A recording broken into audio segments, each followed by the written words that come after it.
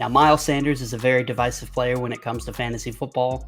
Some people love him, some people hate him, and especially after this week's dud, we only received 2 rushing attempts against the Cowboys on Monday Night Football. There's a lot of people who are just ready to throw their hands up and be done with Miles Sanders. There's some underlying stats that I think that you need to pay attention to.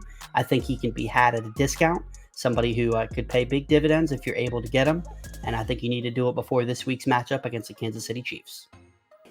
Before this week's disaster on Monday Night Football, where the Philadelphia Eagles decided they would only rush the ball twice, Miles Sanders was receiving 17.5 touches per game, averaging 14 carries and roughly 3.5 targets per game. Week 1 showed Miles Sanders' upside and what he can do when he's given the proper amount of touches. On 15 attempts, he had 74 yards and a 2-point conversion. He also had 5 targets, 4 catches, and 39 yards for 17.3 points, which was good enough for running back 12 on the week. Sanders has had a 62% snap share every single week, and he's been efficient with his touches. Currently tied for 5th with 5.2 yards per carry, 7th in yards per touch with 6 yards. He's already got 3 breakaway runs, which is the 3rd best in the league.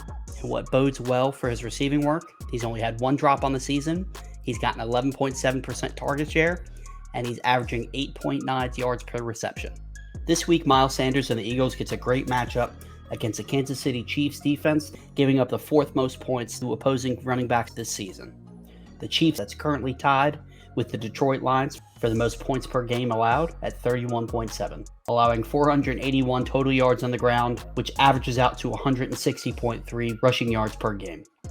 The Chiefs defense has also given up the 3rd most total yards with 1,290, which averages out to 430 per game.